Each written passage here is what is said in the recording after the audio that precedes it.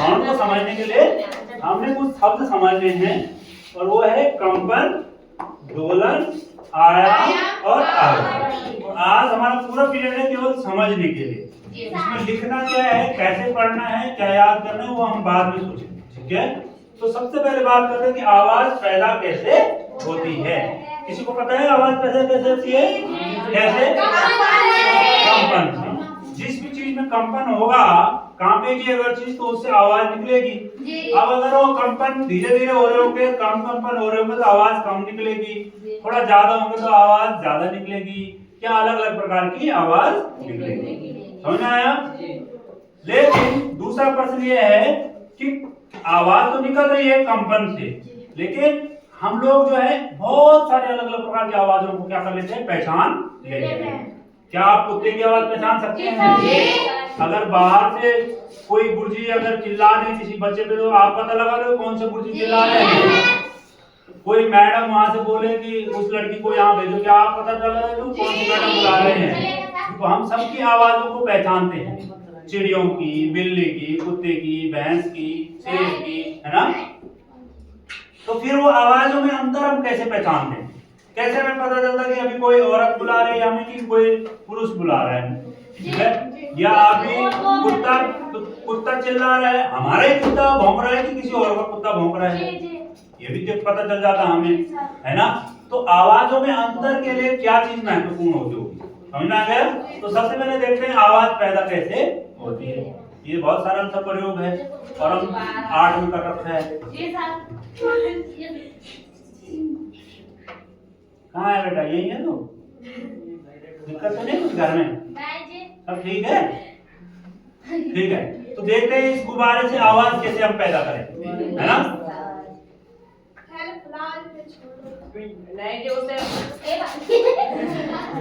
तो ये बोले पहले फुलाओ छोड़ दो। आगे को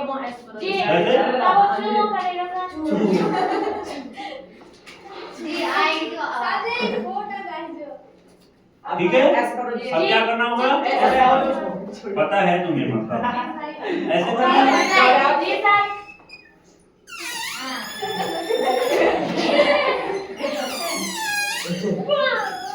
क्या मैं इसकी आवाज बदल नहीं पा रहा हूँ? जब सुनेंगे हाँ मुंह मत।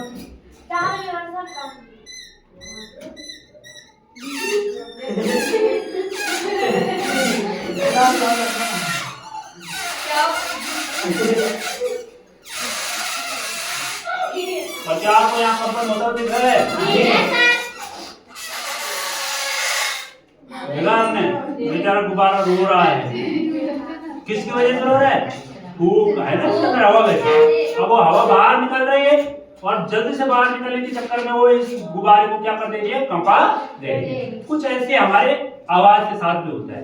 हमारे फेफड़ों की हवा बाहर निकलती है और उससे हमारे गले में जो स्वर यंत्र होता है, आवाज का यंत्र होता है, वो कांपने लगता है और फिर आवाज निकलती है। जरा सब लोग ऐसे हाथ करो।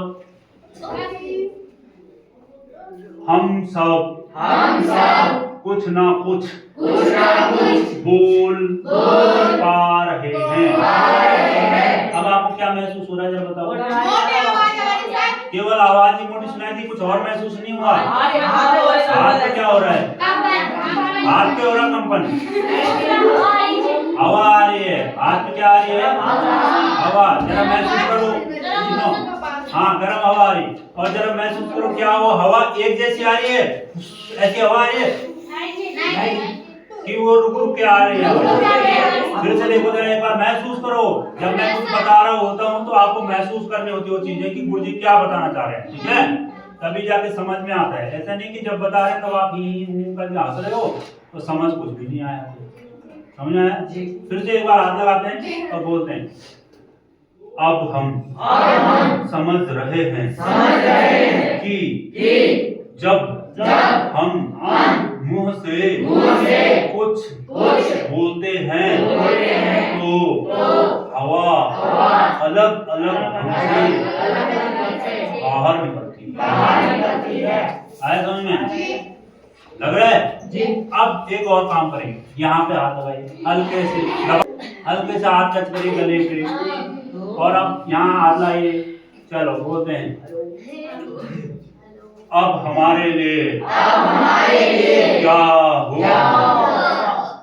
हुक्म है। हाथ ऊपर नीचे करिए, ऐसे चौड़ा करके लगाइए, चौड़ा करके यहाँ पूरे टच करिए जहाँ पर आपको महसूस। हाँ, अब हमारे लिए क्या हुक्म है। सर जी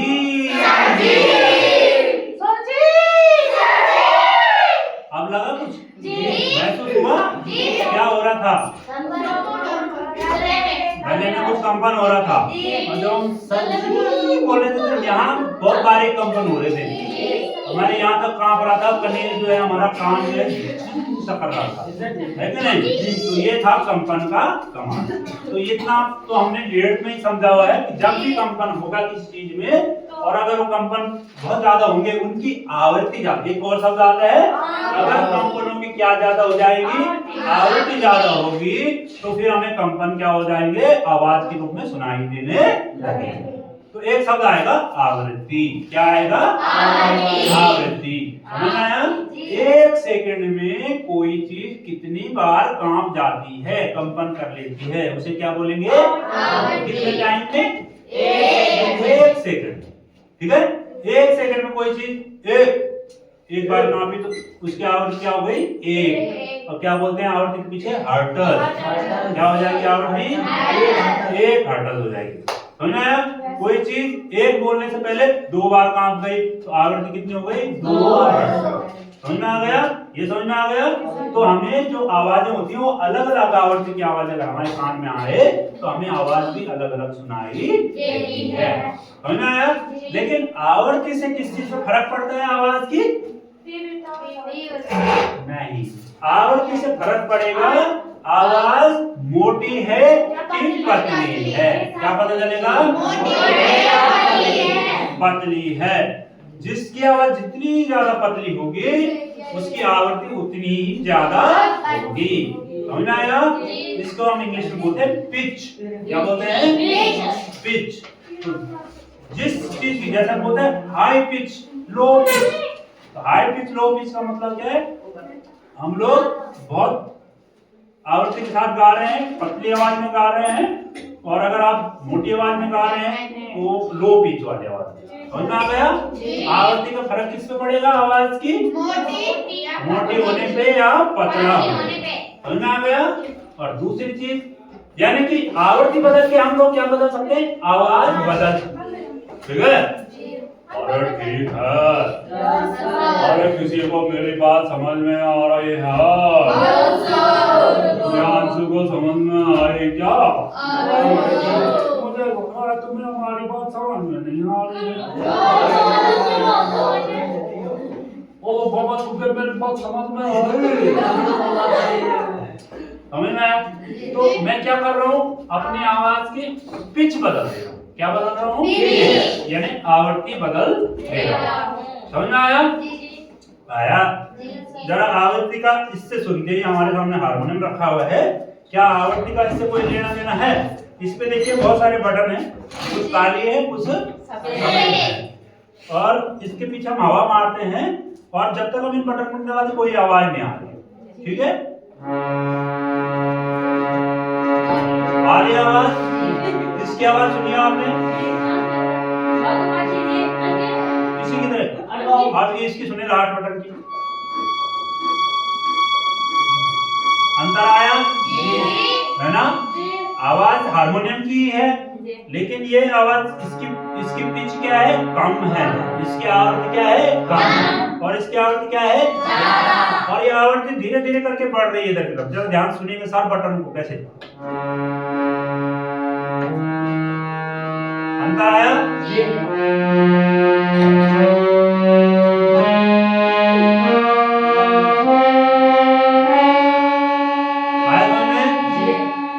अब फिर से यहाँ सुनना।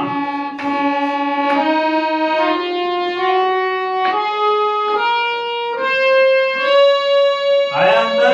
बजा मैं वही रहा हूँ, यहाँ से भी सारे बोलो तो जरा सारे।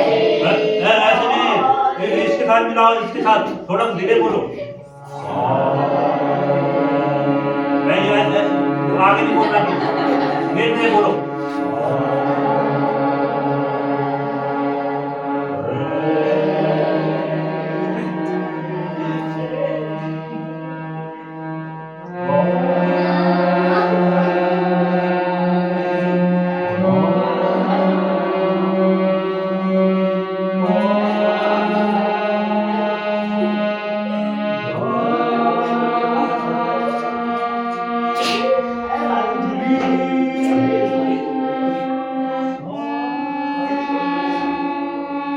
अब ये हो गया लो पिच में, कैसा हुआ ये?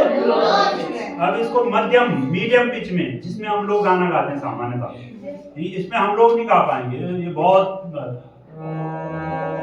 ऐसे गाते हैं, बहुत जिनकी आवाज जो बहुत प्रैक्टिस करने वाले लोग होते हैं वो बजा पाते हैं, इसमें हारमोनियम में ऐसे साधारण लोग नहीं बजा पाते। ठीक है, हम लोग यहाँ बजाते हैं जो नॉर्मल लोग होते हैं। सा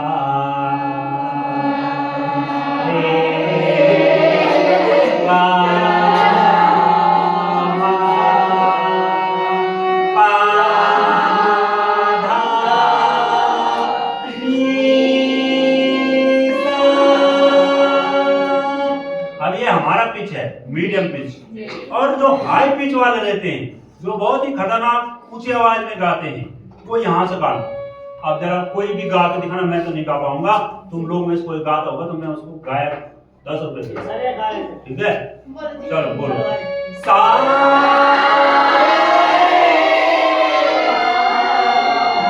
आगे जाओ।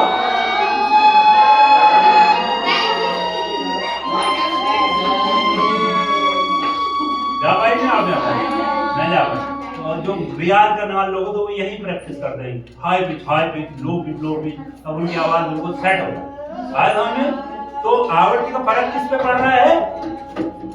आवृत्ति का फर्क पड़ेगा आवाज पे, कि आप आवाज पतली निकाल रहे हैं कि मोटी निकाल रहे हैं, कुछ समझ में आया? और ये किससे डिसाइड होगा? हमारी आवाज की आवृत्ति से, पिच बदल के, ठीक है? तो कोई आपने सुना होगा ऐसा आदमी होता है जो बहुत सारे लोगों की आवाज निकालता है, हेलो मैं अमिताभ बच्चन बोल रहा हूँ, कौन बनेगा करोड़पति में किरण, ऐसा करते हैं बहुत सारे लोग एक्टिंग करते हैं, मुझे तो आता नहीं, लेकिन कई आदमी होते हैं जो अलग अलग लोगों की आवाज निकाल रहे होते हैं, है कि नहीं? तो वो कर क्या रहे होते हैं एक्चुअल में? अपनी आवाज की पिच बदल देते हैं। क्या बदल देते हैं वो? पिच बदल, ठीक है कि नहीं? ठीक है, पिच के लिए ही हम लोग हिंदी में क्या बोलते हैं? तारत्व। क्या बोलते हैं? तो तारत्व को बदलना किस चीज से बदलना संभव हो पाता है? आवृत्ति। और एक तीसरी चीज आती है आयाम। अगर मैं देखो समझने की कोशिश करना कि क्या अंतर आ रहा है। देखो, आवृत्ति जब मैं बदलूंगा अपनी तो क्या बदलूंगा, ठीक है?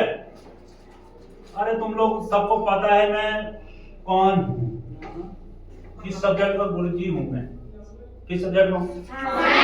साइंस का, ठीक है ना? और अब तुम में अगर बगल वाले को सुनने को तो उनको भी पता चला बगल में कौन गुरुजी है? साइंस वाले गुरुजी है, नोटियाल गुरुजी है। लेकिन अगर मैं तुम्हारे साथ पूरी घंटी में इस ढंग से बात करूं, अरे यार तुम्हें पता है मैं कौन बोल रहा हूँ, तो उन्हें पता नहीं चलेगा कौन नौटंकी आदमी आ गया बगल में और ये कौन आ गया होगा नया गुरुजी टाइप। समझ आया? क्यों? क्योंकि मैंने अपनी आवाज ही बदल दी है, उसकी पिच क्या कर दी मैंने? ज्यादा कर दी है। समझ आया? तो पिच बदलने से मेरी आवाज ही बदल जाती है, आवाज पहचानना मुश्किल हो जाता है, अलग अलग पिच के अलग अलग आवाज आए समझ में।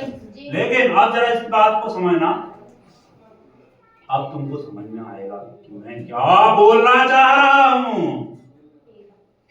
किसी को समझ आया क्या अंतर आया है मेरी आवाज मेरी ही है, अंतर महसूस हो रहा है कि नहीं? क्या अंतर लग रहा है? पिच नहीं मिला, आवृत्ति नहीं मिला, आयाम बदल। आवृत्ति बदलती तो आवाज भी बदल जाती। आवाज तो सुंदर नौटियाल की आ रही है जैसे भी आ रही है, लेकिन वो कभी तेज हो जा रही है, कभी धीरे हो जा रही है। आया समझ में? नहीं आया? आया अगर मेरी आवाज जोर से आ रही है आयाम ज्यादा है। अगर मेरी आवाज धीरे से आ रही है आयाम क्या है? आवाज मेरी ही रहनी चाहिए। नहीं आया समझ में? कुत्ता धीरे धीरे भौंक रहा, कुत्ता ही भौंक रहा है। कुत्ता तेज हो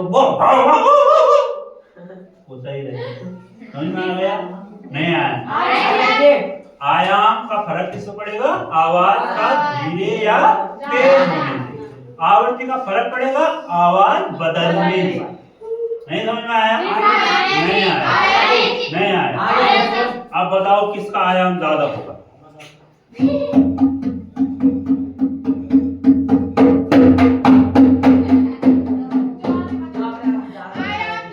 हाँ अभी बजा इसका आयाम ज्यादा है।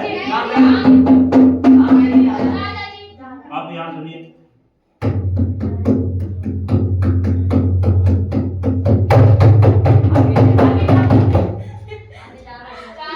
आया समझ में? अब आवर्ती और आयाम में अंतर का फर्क पता लगाना। इस आवाज को सुन रहे हैं आप? किसकी आवृत्ति ज्यादा होगी?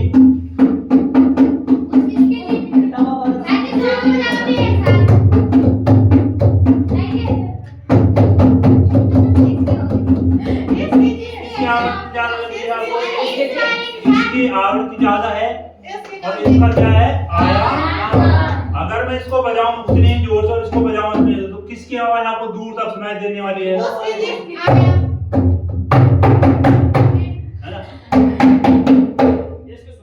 तो ढोल की आवाज ज्यादा दूर तक सुनाई देगी, नगारे की ज्यादा? ढोल की सुनाई देती। इसीलिए पुराने जमाने में जो ढोल होते थे, अभी भी हमारे गांव में क्या होता है कि जब कोई मर जाता है या किसी घर में कोई अच्छा कार्य हो रहा होता है तो ढोल बजाया जाता है, ठीक है? और पिपिया नहीं बजाया जाता, रण सिंगल आया जाता है, बड़ी आवाज है कि नहीं? तो उसकी आवाज जो है ज्यादा मोटी होती है और ज्यादा जोर से निकलती है बाहर, है ना? तो उसकी लाउडनेस ज्यादा होती है, यानी उसका क्या ज्यादा होता है? आयाम माने जब वो कांप रहा है, जब ये चमड़ा कांप रहा है ऐसे, देखना कांपते दिख रहा है, दिख रहा है कांपते हुए। जैसे मैं बड़ी जोर मारूंगा तो ये अंदर ज्यादा जाएगा, फिर बाहर इसका कंपन जो है बड़ा हो जाएगा, इसका आयाम जो है बढ़ जाएगा, ठीक है ना? और अगर मैं इसकी जगह और बड़ा लाऊंगा तो उसका और ज्यादा वो बाहर की तरफ कांपेगा, नहीं है? आप डीजे पे कौन कौन नाचता है? सभी नाचते हैं ना आप लोग डीजे पे। अच्छा अगर डीजे वाला धीरे धीरे बजाए तो क्या मजा आता है अपना? तो आप बोलो जोर से बजा भाई, आवाज देकर बास बढ़ा दे, थोड़ा बढ़ा दे, ठीक है? तो वो बढ़ा दे। फिर आप कभी उसके स्पीकर के सामने जाते हो, आपको लगता है ये मेरे को धक्का दे रहा होगा, ऐसा नहीं? और कई बार आप ऐसे खड़े हो तो कोई गाना चला देता है, आपने वहाँ हो जाते हो, आप नहीं कर मुझे शर्म लग रही तब तक उसने आपका फेवरेट गाना चला दिया वहाँ, ठीक है? रामजान और आपका शुरू हो गया डांस, ठीक है? क्योंकि उससे क्या निकल होता है? आप देखो जमीन भी काम नहीं होती कई बार, तो इतना ज्यादा अगर सब बात हो जाता है जमीन भी क्या हो जाता है? कामने लग जाता होता है, ऐसा नहीं होता है, ठीक है ना?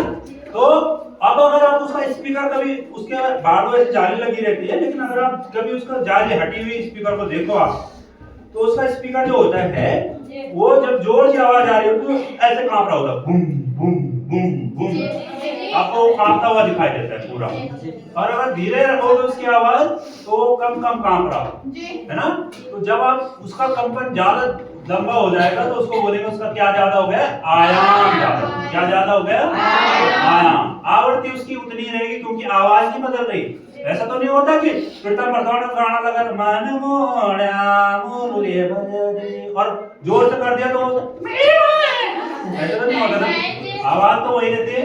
प्रीतम बरदौड़ा जी की रहेगी या नंद सिंह का गाना बज रहा है, किसी और का गाना, आवाज तो वही रहती है, बस आवाज की आयाम बढ़ के उसकी ज्यादा सुनाई दे रही है। समझ में आ गया? तो दो चीजें हैं जिनसे हमें आवाज के बारे में पता लग जाता है कि किसकी आवाज आ रही है। वो क्या क्या चीजें हैं? आयाम और आवृत्ति। क्या है वो? समझ में आ गया होगा? कोनो दिक्कत तो नहीं है? कोई दिक्कत नहीं है? सबका आज के लिए इतना ही हमको आपको समझाना था कि ध्वनि जो है इस पे किस किस चीज का फर्क पड़ रहा है, आयाम का, आवृत्ति का, और ध्वनि पैदा ही कंपन से हो रही है, ठीक है ना। तो किसी भी चीज में अगर कंपन होता है और वो कंपन एक फिक्स रेंज में होते हैं, हमने आगे ये भी पढ़ना है कि कितनी आवृत्ति की ध्वनियां हमको सुनाई देती हैं। हर आवृत्ति की ध्वनि को हमारे कान नहीं सुन पाते, ठीक है ना। कुछ फिक्स आवृत्ति होती है, किसी को याद है कितनी हर्ट्ज से? 20 हर्ट्ज से 20,000 हर्ट्ज तक की आवाज को तो हमारे कान पकड़ लेते हैं। अब हम देखेंगे क्या वास्तव में 20,000 हर्ट्ज की ध्वनि हमें सुनाई देती है या 20 की सुनाई देती है, हम इसको भी देखेंगे अगले सेशन में, ठीक है ना। ठीक है, तो आज के लिए हमने आवाज निकलना सीख लिया है, समझ लिया कि कहां से आवाज आ रही है हमारे गले से, है ना। कैसे आ रही है? हवा से। हवा कहां से आ रही है? हमारे फेफड़े से गले में होते हुए बाहर निकल रही है। और आवाज को निकालने में केवल गला ही नहीं, आपकी जीभ का भी योगदान है, दांतों का भी है। कभी सुना है बुढ़े लोगों की बात, बेचारों के दांत निकल जाते हैं, बात ही नहीं कर पाते एकदम से, ओके। और कई लोग ऐसे होते हैं जिनकी जीभ जो चिपकी और बेदी में मिलते हैं तो अपनी दिया बेदी, तो जीभ में अगर आपके फर्क आ गया है, ठीक है, गले में तालू जिस किसी की बोलते हैं ना लुमरी निकली है, अंदाजा लगाते हैं, तो लुमरी निकली वो बेले हो जाते हैं। अरे भाई सर जी ये मेरा बोलता फाड़ दिया बोल रहे ना। अरे मैं तो तोतला हूं तो थाला मेरी एक्टिंग कर रहा है। नहीं मैं भी तोतला ही हूँ, बात मैं ऐसा ही बोलता हूँ, ठीक है नहीं। बहुत सारे दांत आपके टूट जाए, सारे आपकी आवाज बदल जाएगी। नाक, जरा आवाज नाक पकड़ के आवाज निकालते जाए, पकड़ो तो नाक की भी पकड़ो, जरा टाइट पकड़ो। अब बोलो गुरुजी आज मैंने दूध पिया था, पर उसमें गुड़ नहीं डाला था।